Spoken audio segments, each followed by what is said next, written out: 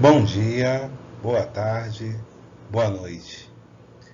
Seguindo os estudos do livro de Jó, realizado na segunda aula, nós vimos na primeira aula uma introdução, falando sobre a narrativa da história de Jó, o que aconteceu com Jó e vamos dar sequência.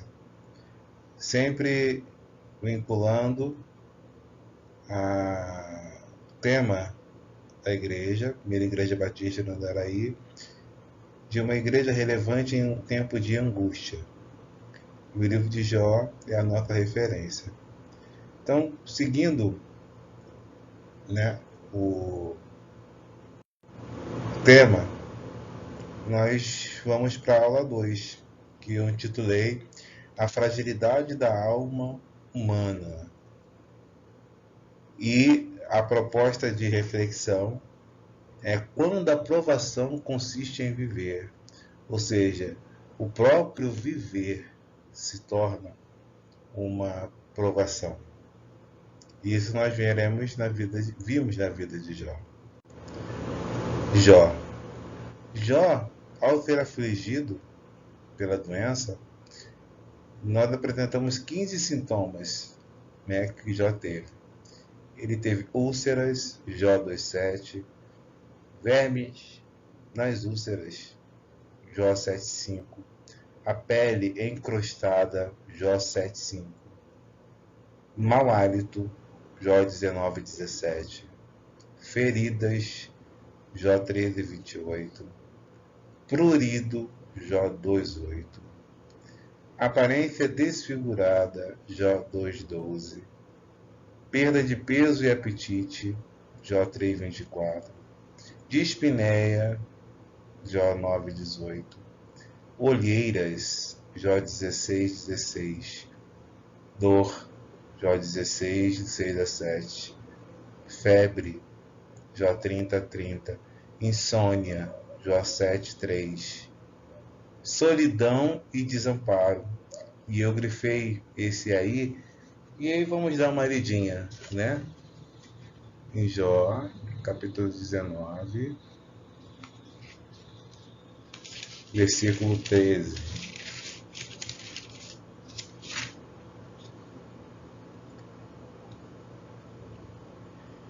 Pois longe de mim a meus irmãos,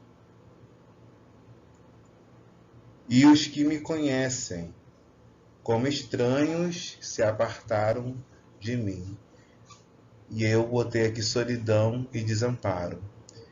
E frisei essa questão porque na dificuldade, na enfermidade, na dor, no sofrimento, muitas vezes a pessoa fica desamparada, se torna sozinha, e isso agrava ainda mais a situação daquele ser humano que está sendo afligido. Então, muitas vezes, quando nós queremos ser relevantes, em tempos de dificuldade, de angústia,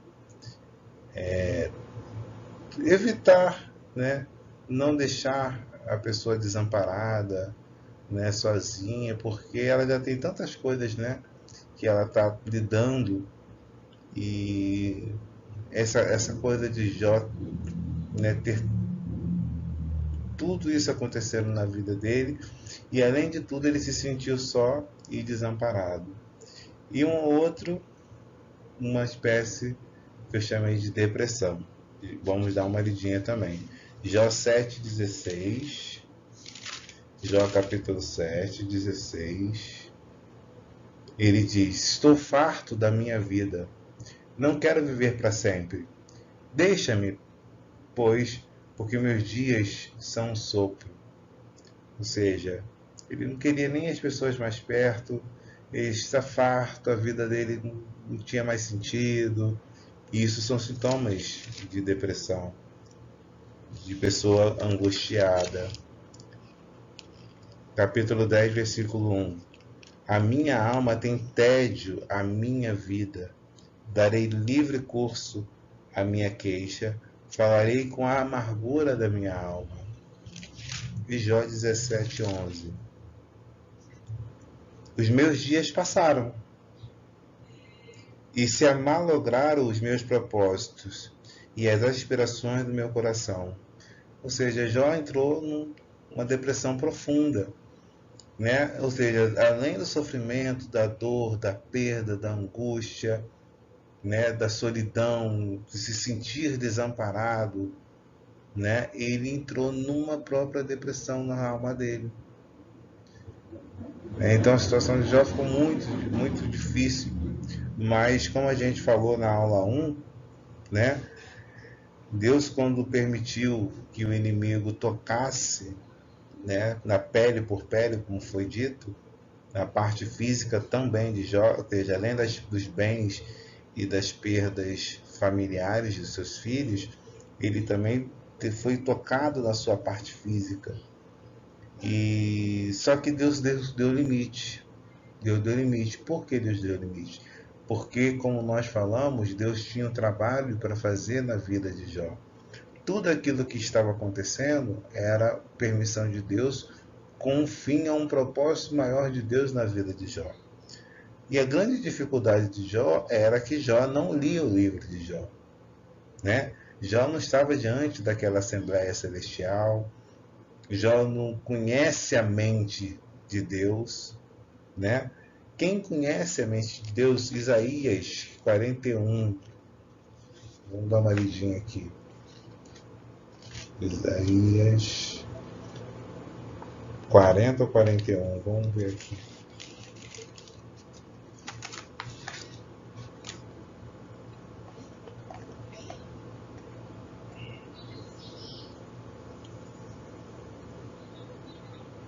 Pera, não sei.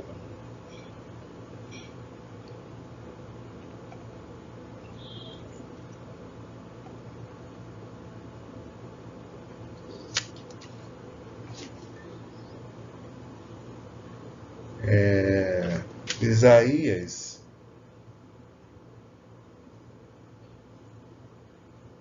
ele diz aqui,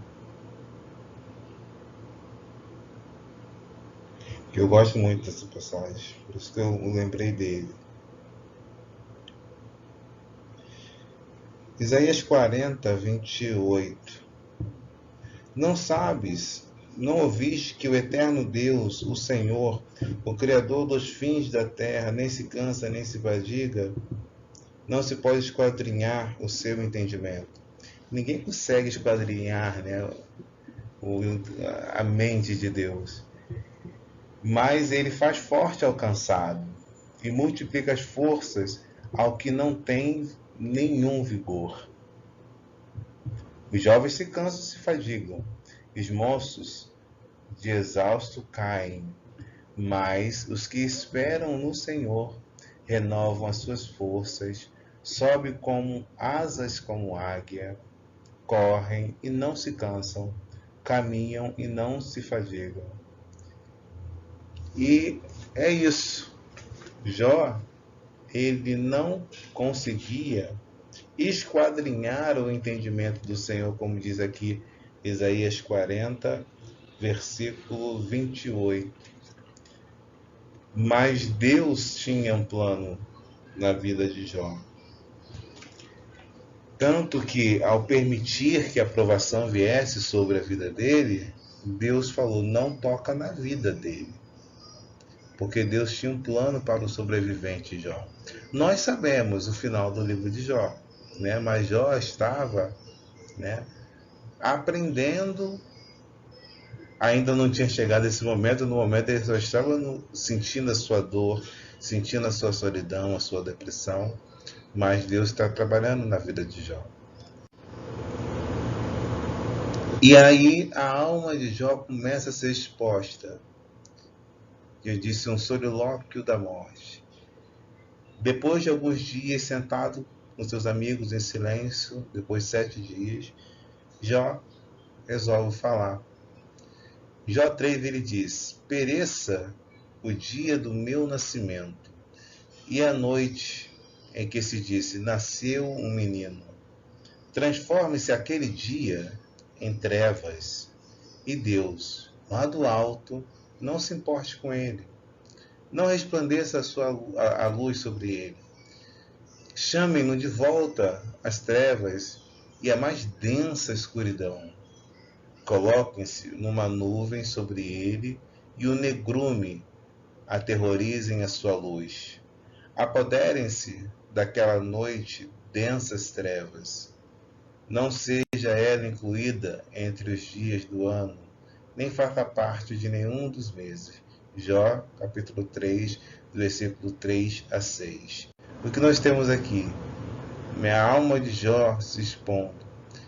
Esse poema, né, ele usa o conceito, como está escrito aí, de dia, luz, noite, trevas. Né? O autor deseja que tanto um quanto o outro deixasse de existir, bem como o seu fruto, o Jó, ou seja, que esse dia não existisse, muito menos o meu nascimento. A partir do versículo 4, o conceito noites trevas vai tomando o lugar do conceito de dia-luz, porque ele vai se deprimindo, né? Aquela depressão vai tomando conta de Jó, aquela dor, aquela amargura, né? Tudo está na escuridão. Versículos 4, 5, 6, 7, 9. Vamos dar uma olhada? Jó 3.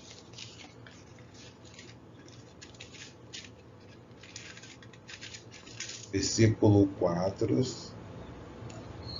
Converta-se aquele dia em trevas, e Deus, lá em cima, não tenha cuidado dele, nem resplandeça sobre ele a luz.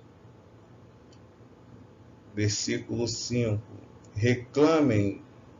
Reclamem-no as trevas e a sombra da morte. Habitem sobre ele nuvens. Espante-o tudo o que pode enegrecer o dia. 6. Aquela noite que dela se apodera em densas trevas, não se regozije ela entre os dias do ano, não entre na conta dos meses. 7. Seja estéril aquela noite, e dela sejam banidos sons de júbilo. 9. Escureçam-se as estrelas do crepúsculo matutino dessa noite, que ela espere a luz e a luz não venha, que não venha às pálpebras dos olhos da alva.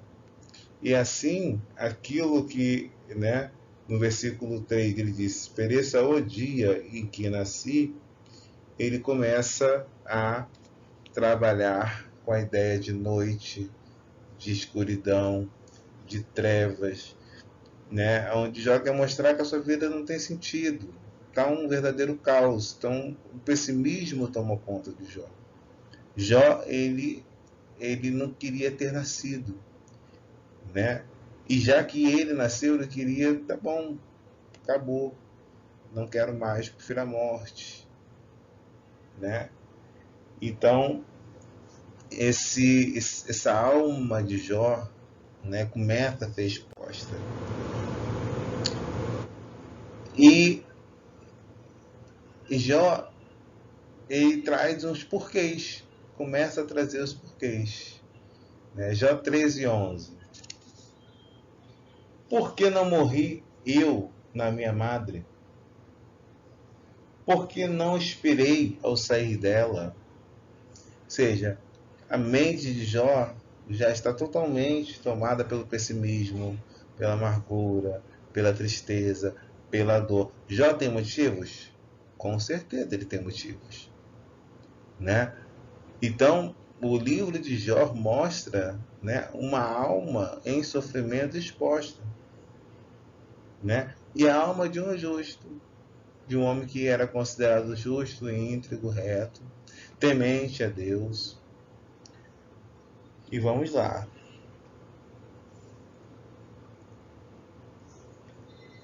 Jó 13:12. Porque houve regaço que me acolhesse, e porque peitos para que eu mamasse. 3:20. Porque se concede luz ao miserável e a vida aos amargurados de ânimo. 23. Porque se concede luz ao homem cujo caminho é oculto e a quem Deus cercou de todos os lados.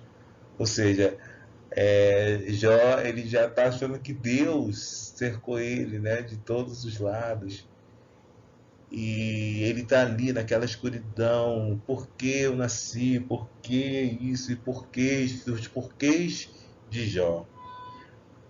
E não havia resposta, né? Então Jó entende que Deus o cercou com sofrimentos.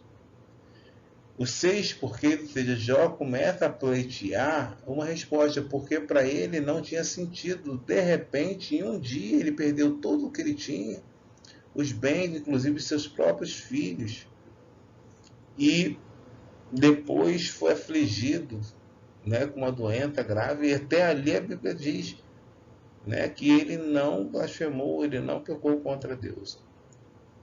Mas quando ele começa, porque estava em silêncio, depois que ele começa a falar o lugar da fala do sofredor, do servo sofredor, o lugar da fala de Jó, o lugar da fala de Jó é o lugar da dor, é o lugar do sofrimento, é o lugar da amargura com motivos. Só que como entender uma sequência de coisas tão profundas e dramáticas, de repente, porque Jó, ele entendia que ele sabia da integridade dele, que ele era um homem temente a Deus. E como assim, se ele que cria, né, que o justo, ele tinha uma retribuição de bênçãos por ser justo, como que isso acontece na vida dele? Então ele começa a questionar Deus, né?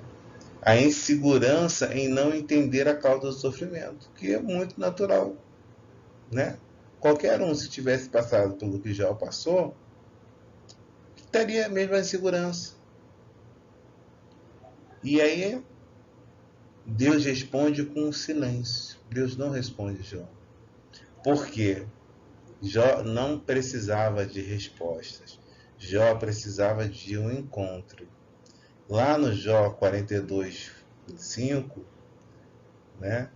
E aqui eu já citei o 4 aqui escrito: escuta-me, pois eu falarei, eu te perguntarei e tu me ensinarás.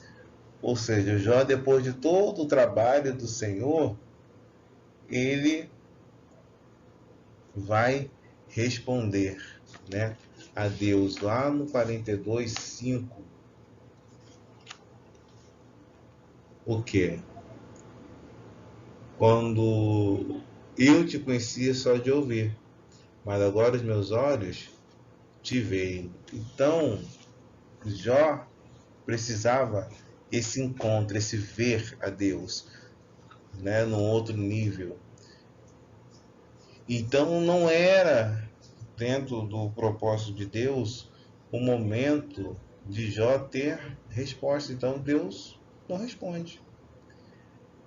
Então serve para a nossa lição, para a nossa vida, que nem sempre Deus vai responder aos nossos questionamentos e às nossas inseguranças a todo momento. No momento que a gente acha que tem que ter resposta de tudo, né? A resposta virá no momento que for propício, o momento de Deus, o tempo de Deus.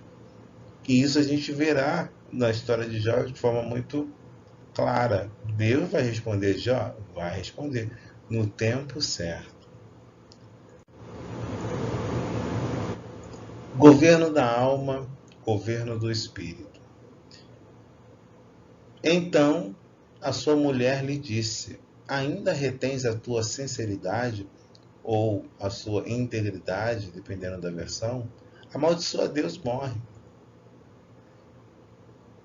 E pegamos um exemplo aqui de Pedro. E Pedro, tomando de parte, começou a repreendê-lo, dizendo: Senhor, tem compaixão de ti, de modo nenhum te acontecerá isso. Ele, porém, voltando-se, disse a Pedro: para trás de mim, Satanás, que me serves de escândalo, porque não compreendes as coisas que são de Deus, mas só as que são dos homens.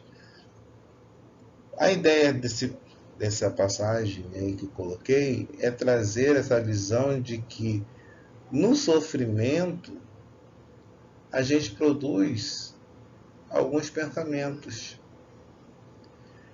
A mulher de Jó tinha motivos, né, para estar desorientada. Ela também perdeu seus filhos e tudo que ela tinha, e o marido dela, que ela sempre viu justo e reto e temente a Deus, viu o marido desolado.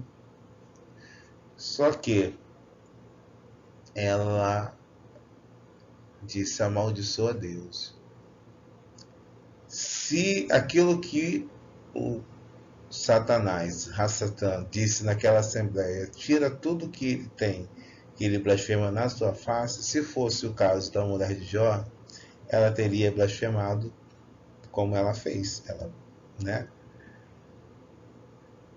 E Pedro aqui, no exemplo, vendo, né, que Jesus passaria pelo sofrimento, tendo conhecimento que Jesus passaria o sofrimento, ele tentou poupar a Jesus. Ele falou: não, tem compaixão de ti. E aí Jesus repreende ele, né, dizendo que ele não compreende as coisas que são de Deus, mas as que são dos homens,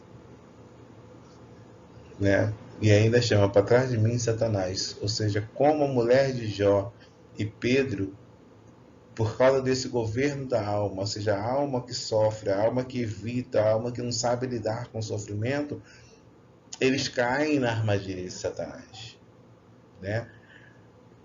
E a gente tem um exemplo de Jesus, que é um governo, né, do Espírito. Ele também sentiu tristeza. Vamos ver Mateus aqui. Mateus 26, 38 e 39. Então ele diz: a minha alma está cheia de tristeza até a morte. Ficai aqui e velai comigo. E indo um pouco mais para diante, prostrou-se sobre o seu rosto, orando e dizendo: meu Pai, se é possível, passa de mim este cálice. Todavia, olha o Espírito, não seja como eu quero, mas como tu queres. A alma estava como? Triste, mas o Espírito estava fortalecido no Pai. Ou seja, Jesus era cheio do Espírito Santo, então ele tinha comunhão com o Pai. E ele sabia que o momento e a hora dele, como ele falou, é chegada a minha hora. Ele sabia que ele tinha um propósito para cumprir. Então ele fala: seja então feito o que é a sua vontade. Como é diferente da mulher de Jó. A alma dela estava triste? Estava triste. E ela disse o quê? Amaldiçoa a Deus e morre. Uma solução rápida para o problema, né? E Pedro falou assim: não, faz o seguinte, não vai com sofrimento não. Tem compaixão de você. Se livra dessa. E eu dei essa dica: estude 2 Coríntios 10, versículo 4 e 5. Por quê? A angústia e a dor produz raciocínios, como esses da mulher de Jó, como de Pedro. Tanto a mente da mulher de Jó quanto a mente de Pedro, ou seja, a compreensão humana, na tentativa de livrá-los do sofrimento, ou seja, a mulher de Jó queria que o sofrimento de Jó acabasse. Jó amaldiçoa Deus e morre, acabou o sofrimento, problema resolvido. Quantas pessoas chegam no limite do sofrimento e a mente e a compreensão humana traz soluções, às vezes, não, faz assim, assim, assim, e acaba com isso de uma vez, né? Ou a vida, a própria pessoa cria esse pensamento de morte, às vezes, de suicídio, né? Mas, como eu coloquei aqui, eles foram usados mais como um dardo no objetivo de Satanás, né? Então, tratando com Jesus, 2 Coríntios, segunda carta de Paulo aos Coríntios, capítulo 10, versículo 4 e 5, que diz: porque as armas da nossa milícia não são carnais, e sim poderosas em Deus, para destruir fortalezas, anulando sofismas, e toda altivez que se levanta contra o conhecimento de Deus, levando cativo todo pensamento à obediência de Cristo. Por que isso? Ou seja, buscar a Deus, né? Armas espirituais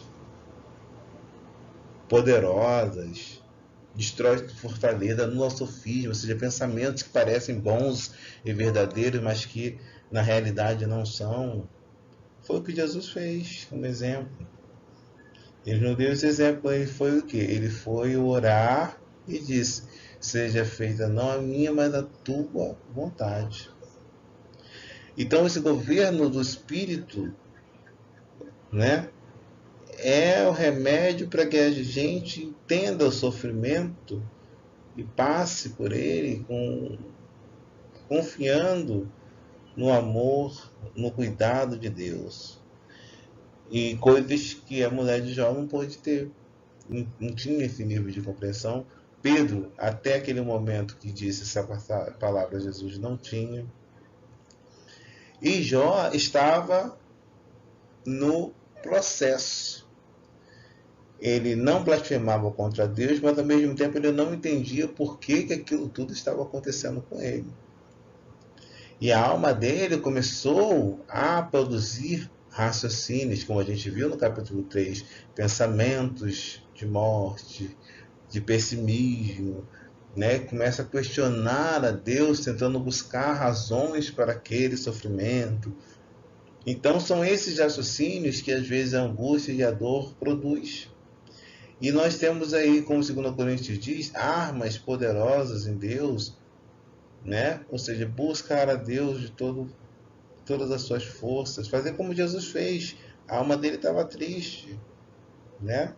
E ele buscou a Deus, o Pai, né? Então fica o exemplo aí. Uma coisa importante do livro de Jó que a gente entender, chamada doutrina da retribuição, causa e efeito, lei da semeadura e colheita. Em João 9, 2, diz, e os discípulos lhe perguntaram, Rabi, quem pecou, este ou seus pais, para que nascesse cego? Ou seja, na cabeça deles, dos discípulos de Jesus, aquele rapaz, ele só é cego porque alguém fez alguma coisa. Ou seja, uma causa gerou esse efeito. Na doutrina da retribuição, a ideia é de que Deus é justo. Então, se eu for justo, eu recebo bênçãos. Se eu for um ímpio, eu não recebo bênçãos. Ou seja, é um dar e receber, né? É uma causa e um efeito. Isso é real? No Novo Testamento, em Gálatas, diz: não erreis. De Deus, Deus não se deixa escarnecer. Porque tudo que o homem semear, isso também se fará. Então, existe a ideia de, sim, de retribuição, de você ser uma pessoa justa e você ter, né, o resultado de você ser uma pessoa justa, de ser uma pessoa honesta, de ser uma pessoa sincera, de ser uma pessoa temente a Deus, sim. Mas Deus está preso nessa lei de retribuição. Essa que é a questão da aula 2, né? Porque se Deus estivesse preso a isso, seria impossível Jó ter, né, passado o que ele tinha passado, por uma vez que próprio Deus falou que Jó era um homem íntegro, reto, temente a Deus e que se desviava do mal. Então, esse princípio, como fosse um princípio pleno, há que ser pensado. Mas na cabeça de Jó e dos amigos de Jó, o que eles tinham de entendimento de Deus era isso, que Deus é justo e se eu sou justo, eu tenho direitos, né? Eu tenho como resultado ser abençoado.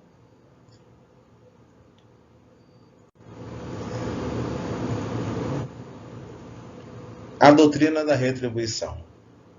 Em tudo isto, Jó não pecou, nem atribuiu a Deus falta alguma. Então, se em tudo isso que aconteceu, Jó não pecou, por que ele ainda está sofrendo? Se ele não pecou, a retribuição dele deveria ser uma coisa boa. uma resposta boa, uma bênção. E não era isso que estava acontecendo. Jó, ele vivia essa doutrina da retribuição. Ele entendia, né, o nível de revelação, de conhecimento de Deus de Jó, era que Deus retribuía os que são justos. Né? Jó 3, 24, 25. Porque antes do meu pão vem o meu suspiro, e os meus gemidos se derramaram como água, porque aquilo que eu temia me sobreveio, e o que receava me aconteceu. Eu botei esse texto no entendimento de que o que Jó temia, né? Jó temia falhar, cometer um pecado, deslize e ser amaldiçoado, sofrer um dano, porque se ele tivesse tudo certo, não poderia acontecer nada de errado na vida dele.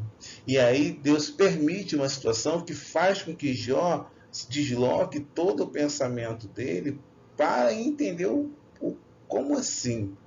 Se Deus é justo e eu sou justo, eu tenho que receber bênção. Mas não é isso que está acontecendo comigo. E aí vem os questionamentos de Jó, as perguntas de Jó, né? Porque ele conhecia esse Deus nesse nível de entendimento.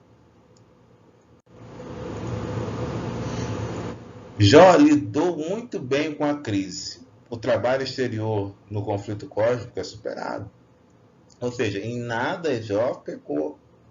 Satanás afligiu, tirou os bens dele, tirou os filhos, ele não blasfemou.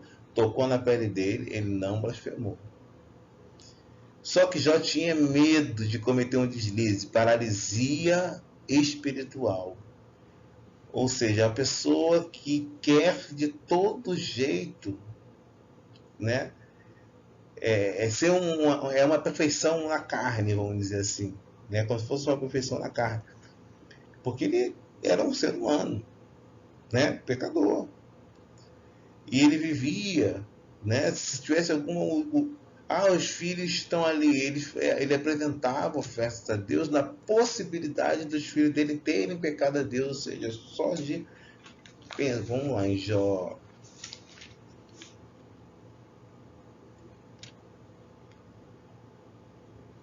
Jó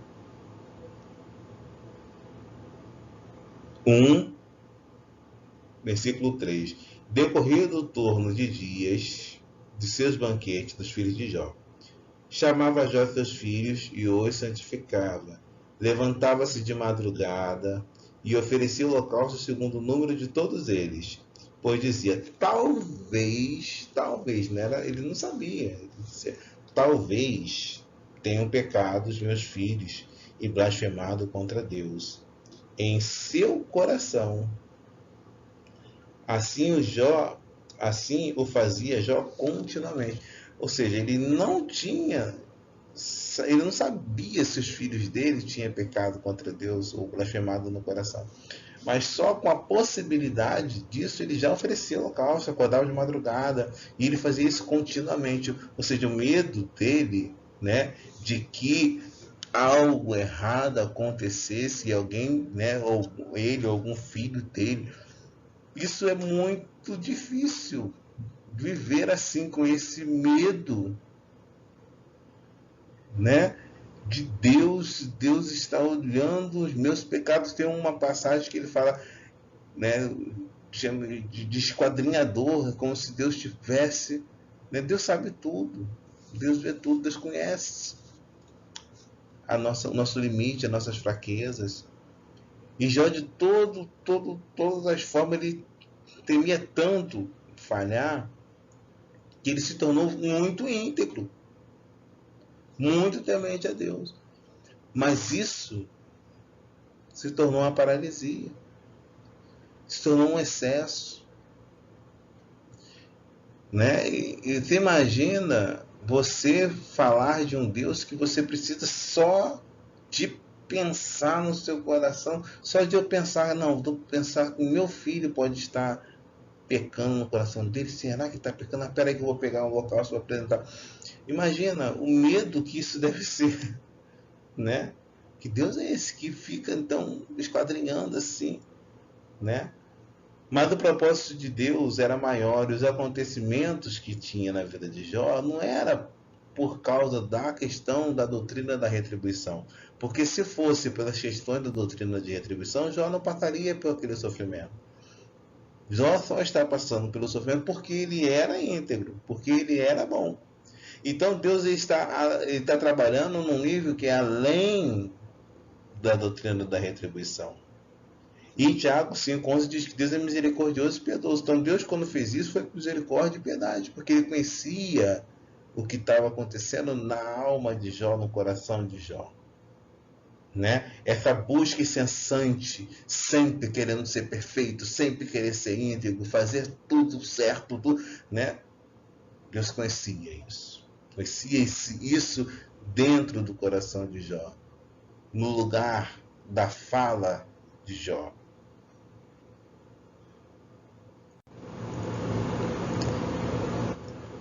E como é o conceito dessa doutrina de retribuição? Deus é justo e age de modo ordeiro. Então, portanto, a criação, os homens e tudo mais deve manifestar o caráter do Criador. Os amigos de Jó têm essa visão de sabedoria. Ela sempre manifesta a ordem no mundo. Se acontece algo de mal a alguém, é porque ele praticou um ato que o levou a merecê-lo. Ou seja, causa e efeito. Se acontecer alguma coisa de ruim, alguma coisa você fez para alguma coisa de ruim te acontecesse. E isso, dentro de um mundo ordenado, as coisas erradas só têm sentido através do conceito de retribuição. Mas nem sempre essa visão é satisfatória na realidade. Ou seja, nem sempre o que pratica o ato mal recebe uma coisa mal. Nem sempre. Na nossa vida a gente vê isso. Pessoas mais prosperando, estando bem na vida, com saúde. Não é assim? Tem a parábola do rico, do Lázaro, né? O rico vivia bem. Né? Então tem pessoas que estão bem e não são tementes a Deus, muitas vezes não são íntegras. Né? Mas tem saúde, a família está bem. Então, essa visão do livro de Jó, de que você não pode olhar as coisas somente por essa visão de retribuição, né? Como se Deus tivesse obrigado a trabalhar no homem de uma forma fixa, como se fosse uma lei fixa do universo. Por mais que exista a questão da retribuição, sim. Né? Como a gente viu lá em Gálatas, de Deus não se zomba. Né? O que o homem semeia, ele vai colher. Mas Deus não está preso a essa questão de forma fixa. Uma outra questão aqui importante que a gente precisa entender, a revelação progressiva de Deus. Deus, ele se revela na criação, pegando aí Salmos 19, 1 a 4, diz: os céus declaram a glória de Deus, o firmamento a obra das suas mãos. Um dia fala ao outro dia, uma noite revela a outra noite. Sem discurso, nem palavras. Não se ouve a sua voz, não é audível, não é com falas, é com discurso. Mas a sua voz ressoa por toda a terra, e as suas palavras até os confins do mundo. Nos céus ele armou uma tenda para o sol. Né? Ou seja, como Paulo fala lá em Romanos, né? Deus é conhecido através da criação. No início, né, não tinha ainda a lei dos sinais, Jesus não tinha vindo. Essa revelação de Deus, a criação, era o que tinha. Depois vem a tradição oral, ou seja, Deus começa a falar, além da criação, ele também fala, e Jó está nesse momento da tradição oral, né?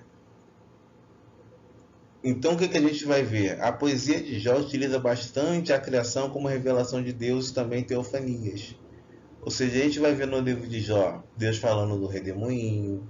A gente vai ver lá, quando Deus começa a falar, ele vai falar das coisas criadas. Né? Ou seja, a criação revela quem é Deus. Então você vai ver muito nessa poesia de Jó esse uso de elementos, né, da criação para revelar quem é Deus, né? E também vamos ver teofanias, ou seja, Deus falando. Um exemplo de teofania na tradição oral, né, os patriarcas, como em Gênesis 2, Gênesis 23 diz: certa noite Deus veio a Abimeleque num sonho. Ele disse: você morrerá, a mulher que você tomou é casada. Em Gênesis 15:1, depois dessas coisas o Senhor falou a Abraão numa visão: não tenha medo, Abraão, eu sou o seu escudo, grande será a sua recompensa. E aí com Jó ele vai falar de um redemoinho, né? E nessa fala do redemoinho ele vai usar muitos elementos da criação. Em Jó 41, não, Jó 38, né? Então ele vai falar de seres animados e vai falar da criação inanimada. Ele vai dizer lá: onde tu estava quando eu lançava os fundamentos da terra, né? Quem lhes pôs as medidas, né? 12, Jó 38, 12. Acaso desde que começam os seus dias, desde a ordem da madrugada, ou fizeste a alva saber o seu lugar, para que se apegasse às orlas da terra, e desta fosse perverso sacudido, a terra se modela como barro debaixo do selo. Ou seja, Deus começa a se revelar a Jó, falando da criação das coisas inanimadas. E no 39 ele continua falando com Jó, revelando-se a Jó, falando dos seres animados. Ele fala lá no 39:1: sabe tu o tempo em que as cabras monteses têm os filhos? Ou cuidaste das corças quando dão as suas crias? Falando, ou seja, das cabras monteses, das corças, né? No versículo 5 do capítulo 39: quem despediu livre o jumento selvagem? No versículo 39, capítulo 39, versículo 9: acaso quer o boi selvagem servir-te? Ou passará ele a noite junto da tua manjedoura? Capítulo 39, versículo 13: o avestruz bate alegre as asas, acaso, porém, tem as asas e as penas de bondade? Ele deixa os seus ovos na terra e os aquenta no pó. E se esquece de que algum pé os pode esmagar, ou de que podem pisá-los os animais do campo. Trata com dureza os seus filhos. Então Deus vai falando, né, pegando o exemplo da avestruz, ou seja, da criação. Então, essa fase da tradição oral, Deus fala ao homem, né, há uma oralidade, então há a presença de teofanias, e o aspecto da própria criação de Deus é uma forma de Deus se revelar, e é muito utilizado na poesia de Jó. Depois, né, Deus vai instituir a lei no Monte Sinai, a aliança, a antiga aliança. Depois ele vai falar pelos profetas, da profética, e depois pela própria palavra encarnada, que é a nova aliança. Mas a ideia é o seguinte, que Jó está nesse momento da tradição oral, de que Deus vai falar por teofania, por um redemoinho, e vai usar os elementos da criação, né? Então você não vai ver no livro de Jó nenhum aspecto que você vai ver em Israel, nenhum cerimonial, né, nada muito ligado ao que a gente vai ver quando se trata de Israel, né? Então é só uma questão para a gente poder prestar atenção quando for ler o livro de Jó. Qual é a maior? Romanos 8:29. Depois disso, o Senhor respondeu a Jó de um redemoinho. Ou seja, o redemoinho ele tira as coisas daqui de baixo e leva para cima, como se fosse uma elevação espiritual, mas ele destrói essa base aqui para fazer uma outra. Que o princípio da filiação e o princípio da doutrina, a doutrina da retribuição da lei, da semeadura e da colheita. Qual é a ideia? Qual é a maior? O princípio da filiação é de que nós já vimos em Romanos 8 que Deus age em todas as coisas segundo o seu propósito para o bem daquele que os ama. E o propósito dele é ter homens conforme a imagem de seu filho.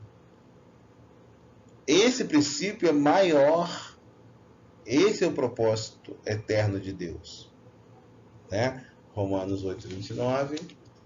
Vamos deixar lido aqui. Romanos 8:29 e 30 diz: Portanto, aos que de antemão conheceu, também o predestinou a serem conforme a imagem do seu Filho, a fim de que seja ele o primogênito entre muitos irmãos. E os que predestinou também chamou, os que chamou também justificou, os que justificou, isso também glorificou. Então, Deus tem um propósito eterno, né, de nos conformar à imagem do seu Filho. Esse princípio da filiação é muito mais importante dentro do propósito de Deus do que a doutrina da retribuição. Então, o que ele está fazendo com Jó é trabalhar segundo o propósito dele. Deus está trabalhando Jó conforme o propósito dele. E esse trabalhar de Deus, ele acaba indo além da doutrina da retribuição. Ou seja, Deus não está fixo ou, entre aspas, limitado a trabalhar somente com essa visão de doutrina de retribuição.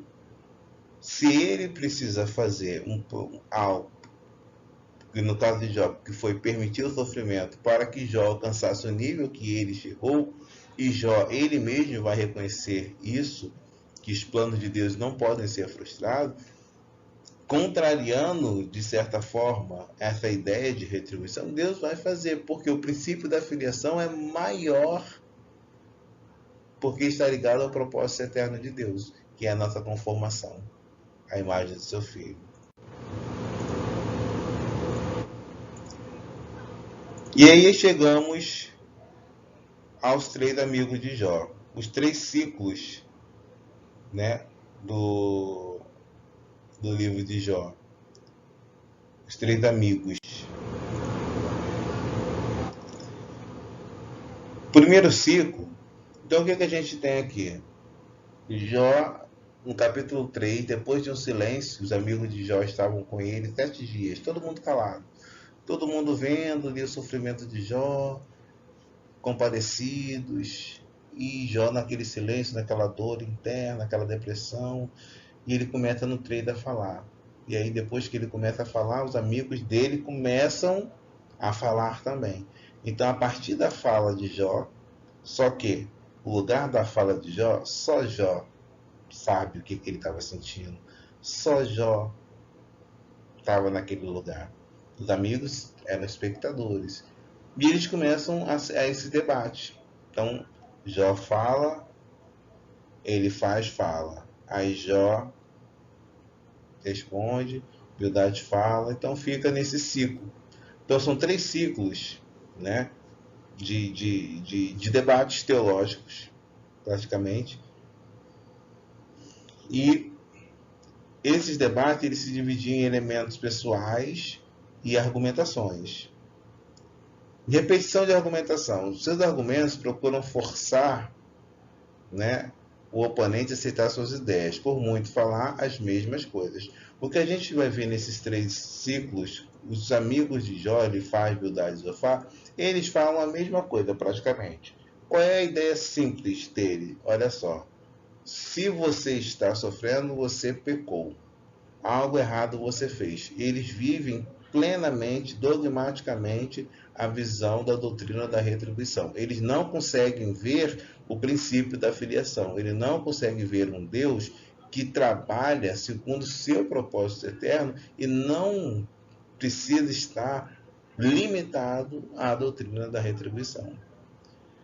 Né? Então, quando a gente lida com o sofrimento e o sofrimento do outro, né, o lugar do sofrimento do outro, que no caso é o caso de Jó, o lugar da fala de Jó é o lugar da dor, do sofrimento e da perda, né, é complicado, né, porque você pode estar falando de um Deus que não é daquela forma.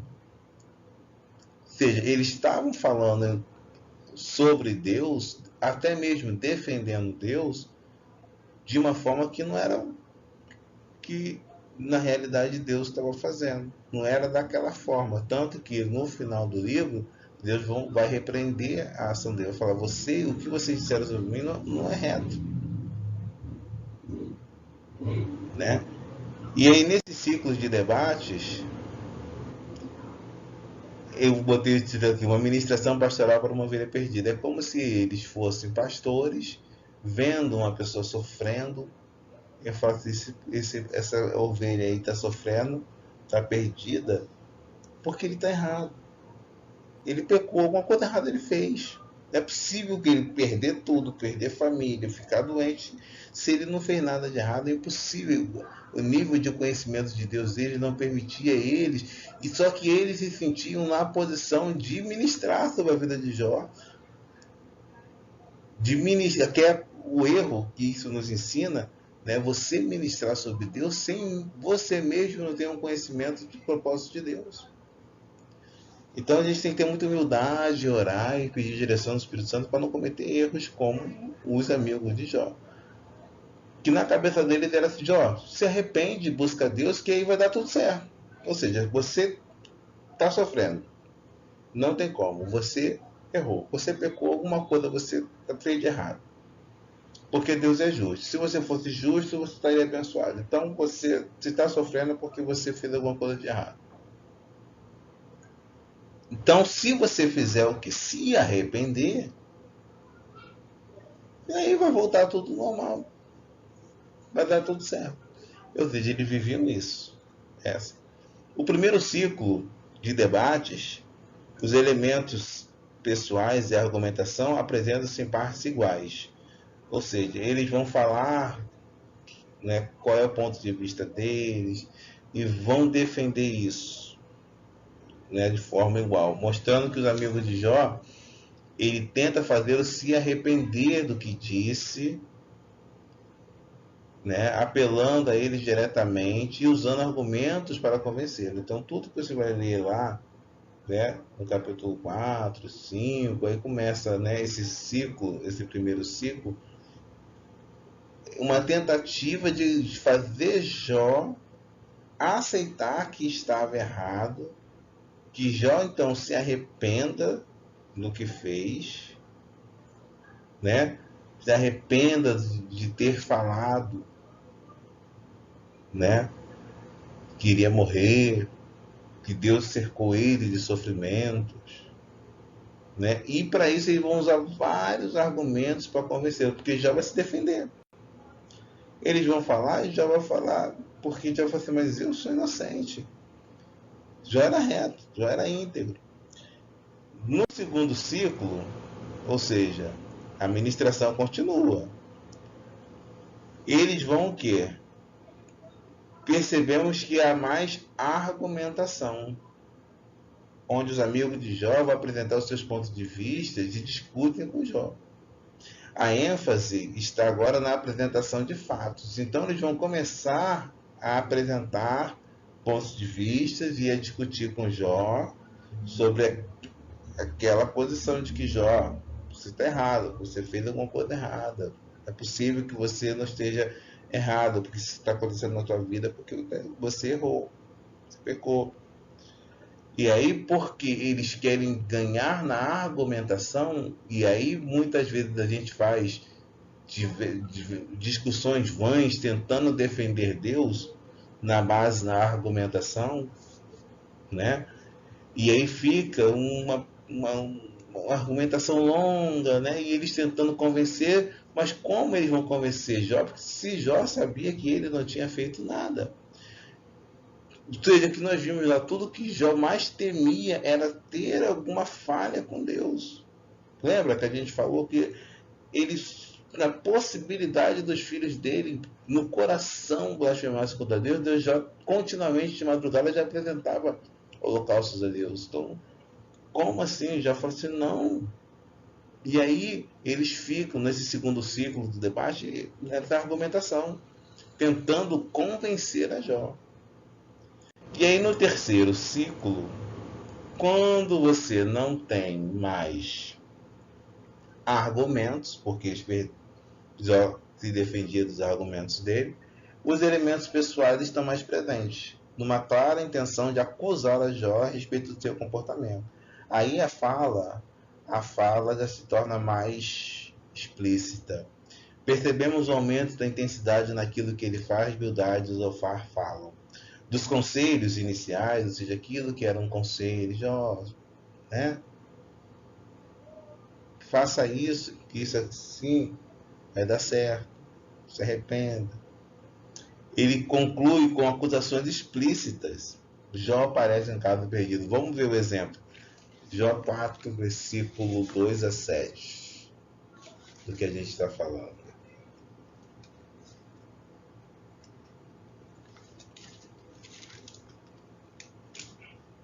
Jó 4, 2 a 7. Se intentar alguém falar, enfadar-te-ás, quem todavia poderá conter as palavras?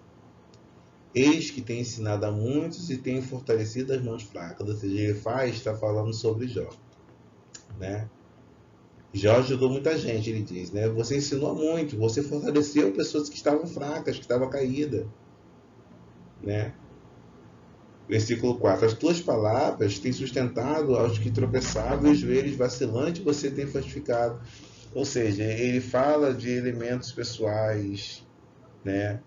Ele fala de elementos pessoais de Jó de forma positiva. Jó, você era um cara que ajudava tanta gente, você era uma pessoa que fortalecia, né, as mãos fracas, os joelhos vacilantes. Versículo 5. Mas agora, chegando a tua vez, tu te enfadas. Tipo assim, você ajudou todo mundo, você fortaleceu. Agora que você está sofrendo, você fica enfadado. Como se Jó não pudesse estar naquele lugar da fala de Jó. E ele fala, né? Chegando a sua vez, tu te enfadas. Sendo tu atingido, te perturbas. Porventura não é o teu temor de Deus aquilo que confias? Então ele fala, aí ele aponta o dedo para Jó. Você não tem certeza de que o seu temor a Deus, você confia? Ou seja, você não sempre confiou na sua integridade? Ou seja, se você fosse tão íntegro, você não estaria passando o que você está passando, né? Porventura, não é o teu temor, Deus, daquilo que confias e a tua esperança e a retidão dos teus caminhos? Lembra? Acaso já pereceu algum inocente e aonde foram os retos destruídos? Ou seja, né, lembra que você sabe que o você sabe que o seu temor a Deus, se você for íntegro, Deus vai abençoar teu caminho. Ou seja, se você corrigir o teu erro, né? Alguma coisa que tu errou aí que não está dando certo, por isso que você está sofrendo, é só tu consertar, porque você sabe. Você sabe, se você fizer certo, Deus vai te recompensar. Ou seja, lembra-te, versículo 7, lembra, acaso já pereceu algum inocente? E onde foram os retos destruídos? Ou seja, ele está trazendo conselho a Jó, falando, Jó, você sabe que se você fizer tudo certo, vai dar certo. Se você fizer alguma coisa errada, te arrepende e volta a fazer certo, que vai tudo melhorar. E agora vê versículo 22, capítulo 22, versículo 5 a 11.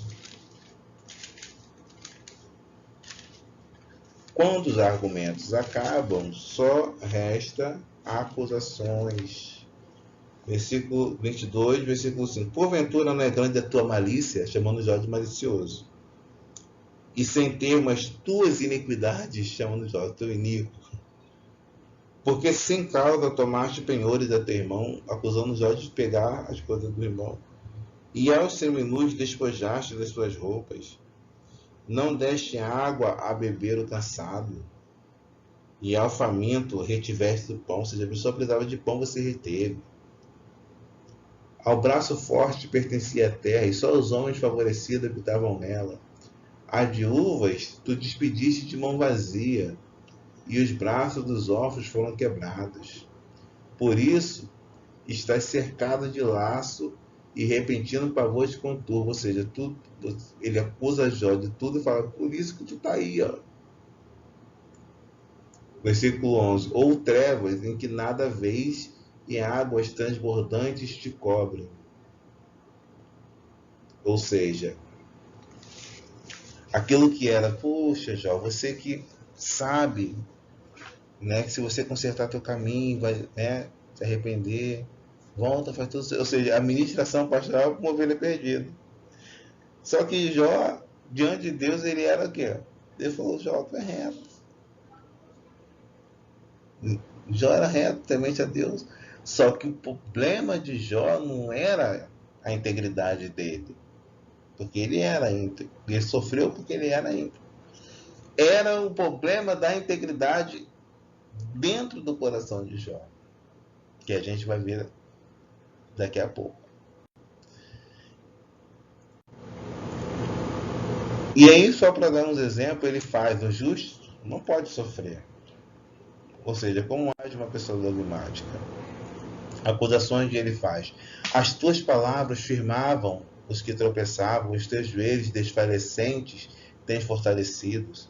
Mas agora que se trata de ti, te enfadas e tocando-te a ti, te perturbas, o julgamento ferino. Ou seja, Jó no lugar da dor, no lugar do sofrimento, no lugar da fala de Jó, e aí o amigo acusa ele de que agora na tua vez você fica enfadado, como se já não pudesse. Ele fala, porventura não é o teu temor de Deus a tua confiança e a tua esperança a integridade dos teus caminhos? Ou seja, se você é íntegro e tem temor a Deus, você não pode sofrer, o justo não pode sofrer. Ele diz também em Jó 4, uma coisa me foi trazida em segredo, e os meus ouvidos perceberam o sussurro dela, entre pensamentos vindos de visões da noite, quando caí sobre os homens do sono profundo.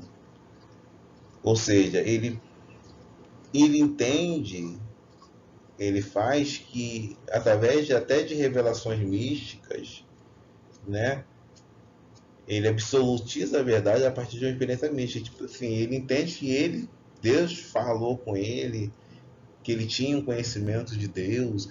Ou seja, eu penso assim, eu conheço Deus dessa forma. Então ele entendia que ele tinha um conhecimento de Deus.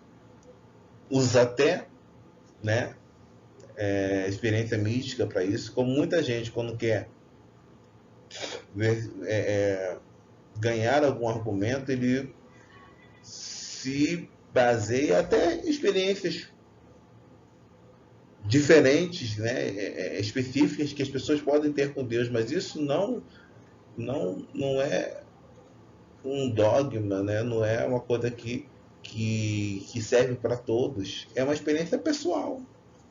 Né? Talvez ele tenha tido uma experiência pessoal, mas não faz dele, né, uma pessoa que fosse um grande conhecedor de Deus por causa de uma experiência. Tanto que eles já vão debater sobre, se você pensa, né, conhece Deus, Jó fala que também conhece Deus, né? Só que ambos conheciam Deus no nível da doutrina da retribuição. Jó também, né?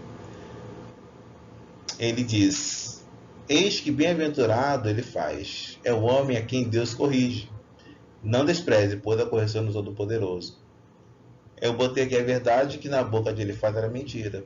Ou seja, Deus, isso inclusive está em Hebreus, né? Deus Deus disciplina aquele que ele ama, Deus corrige. E quando Deus estiver corrigindo, não despreza essa correção. Então, é a verdade, mas que no lugar da fala de ele faz era mentira, porque Deus, né? Ele queria dizer o seguinte: você está sofrendo porque você fez alguma coisa errada e agora Deus está te corrigindo, Deus está te punindo, Deus está te retribuindo o mal que você fez. Essa era a fala que ele faz. Não era a fala de que Deus trabalha para corrigir os seus caminhos, né? Deus tem um propósito na sua vida e ele que realmente Deus estava corrigindo Jó. De que maneira? De trazer Jó de um patamar de entendimento com outro patamar de entendimento. E corrigir algumas questões que havia no coração de Jó, que Jó vai perceber no final, né? Que na verdade ele falava de coisas que ele não sabia, né? E essa fala de Elifaz, de que Deus estaria corrigindo, né, como se Deus estivesse corrigindo Jó, porque Jó cometeu um erro, o lugar da fala dele é de uma mente que pensa segundo a doutrina da retribuição. Porventura dará o sábio em resposta ciência de vento, e encherá o seu ventre de vento oriental, arguindo com palavras que nada servem e com razões de que nada aproveitam, ou seja, arguindo com palavras que nada servem. Ou seja, ele fala que todas as respostas de Jó, ele ridicularia das razões de Jó. Porque Jó se defende, ele ridicularia. Ele fala, você vem com essa ciência de vento aí, se enche seu ventre de vento oriental e você fica falando palavras que nada servem, razões que não têm proveito de nada. Então ele se achava bem conhecedor de tudo e ridicularizava o que já falava. Você vai continuar no velho caminho dos perversos. Os perversos palmilharam, estes foram levados antes da hora, seus alicerces foram arrastados. Ou seja, você vai continuar no caminho dos perversos, chamando os olhos perversos. Fala, os perversos, o final deles não é legal, não. E Jó se justifica. Já fala, oxalá de fato se pesasse a minha mágoa, e juntamente na balança se pusesse a minha calamidade, pois na verdade seria mais pesada do que a areia dos mares, porque é que as minhas palavras têm sido temerárias. Ou seja, Jó não advogava sabedoria nas palavras dele. Jó apenas expressava o dor dele. Ele falou, eu queria que vocês pesassem a minha mágoa. Eu não estou aqui querendo disputar sabedoria com vocês. Eu estou sofrendo. O lugar da justificativa de Jó é o lugar da fala, da dor, do sofrimento. Aí ele fala, Jó, agora, pois, por favor, olhai para mim, porque de certo a vossa face não mentirei. Mudai de parecer, peço-vos, não haja injustiça. Sim, mudai de parecer, que a minha causa é justa. Já pede teus amigos, julga-se iniquidade. Já fala, gente, olha para mim. E eu não estou mentindo. A minha causa é justa, ou seja, eu sou íntegro no fio. O problema é que já não sabia por que ele estava sofrendo, mas ele sabia que ele era inocente. Na cabeça de Jó os questionamentos vinham, porque como eu sendo justo, eu estou sofrendo. E ele não conseguia debater com os amigos dele, porque como que vocês, mesmo acreditando na doutrina da retribuição, de que alguma coisa errada tem que ter para poder eu estar sofrendo, como se vocês sabem que eu não sou, que meu parecer é justo. Então não julgue com justiça, vocês sabem como que eu era. E ele continua. Né? Se peço que te faça a ti, ó vigia dos homens. Ele falando que Deus é um espreitador dos homens. Ou seja, como se Deus estivesse ali olhando o que o homem está fazendo de errado. Por que me fizeste alvo dos teus dardos? Né? Como se Deus estivesse fazendo Jó sofrer. Por que a mim mesmo me tornei pesado? Ou seja, Jó responde a Deus com a categoria do Deus que ele faz advogava. Ou seja, como, né? Por que você fizeste, Deus, eu alvo dos seus dados, se eu fiz tudo certo? Não é possível que o Senhor, que na cabeça dele, da doutrina da retribuição, se eu fiz tudo certo, por que eu estou sendo alvo dos seus dados? Por que eu me tornei pesado? Ele não conseguia compreender. O que ele não conseguiria compreender? O princípio da filiação. De que Deus, por diversas maneiras ele age, convite ao seu propósito eterno de trabalhar no homem que ele ama e que ama ele para conformá-lo à imagem do seu filho. Então Jó respondeu dizendo, tenho ouvido muitas coisas como essas, isso falando dos amigos dele. Todos vós são consoladores molestos. Não terão fim essas palavras de vento? Ou que é que o te provoca para se responder? Jó perdeu a paciência já, né? Jó rejeitou a análise de Elifaz e revidou, chamando seus críticos de consoladores molestos. Ele fala, que consolador é esse? Eu no meu lugar da fala de sofrimento, você vem me acusar de que eu nego pão ao faminto, que a viúva, eu faço pouco caso. dizendo que eu fiz alguma coisa de errado para eu estar sofrendo desse jeito. Então, Jó também se defende. Segundo a visão de Elifaz, Jó estava sofrendo, e por isso era certo que havia pecado, mesmo às escondidas, pois ninguém pode se esconder de Deus. Voltou a insistir que Jó se arrependesse, pois somente se unindo a Deus é que ele poderia ter de volta as bênçãos divinas. Bildade. Se há sofrimento, esse sofrimento pode estar oculto. Bildade em seu discurso. Então respondeu Bildade o suíta e disse: Até quando falarás tais coisas? E as razões da tua boca serão como um vento impetuoso. Ele fala: Até quando? Ou seja, Jó se defendendo, e Bildade: Até quando você vai falar isso? Né? Ou seja, que impetuosidade a sua ficar declarando essa inocência, se defendendo? Porventura perverteria Deus o direito e perverteria o Todo-Poderoso a justiça? Ou seja, se ele está fazendo o que está fazendo com você, é porque você alguma coisa de errado tu fez. E você fica aí falando como um vento impetuoso. Ele fala: se teus filhos pecaram contra ele, também eles lançou na mão da sua transgressão. Mas se tu, de madrugada, buscares a Deus, a Todo-Poderoso, e pedires misericórdia, se fores puro e reto, certamente logo despertará por ti e restaurará a tua morada, a morada da tua justiça. O teu princípio, na verdade, terá sido pequeno, mas o teu último estado crescerá ao extremo. Ou seja, ele fala: de repente até os seus filhos pecaram contra ele, e aí ele foi lá e lançou a mão da tua transgressão. Aí ele fala: mas se tu de madrugada buscar a Deus, pedir misericórdia, se for reto, se for puro, ele vai despertar por ti e vai te restaurar. Né? Ou seja, ele diz aqui o pecado contra o caráter justo e santo de Deus. Então, Bildade, ele está falando uma coisa aqui, né, sobre a santidade de Deus. Ele está defendendo a santidade de Deus.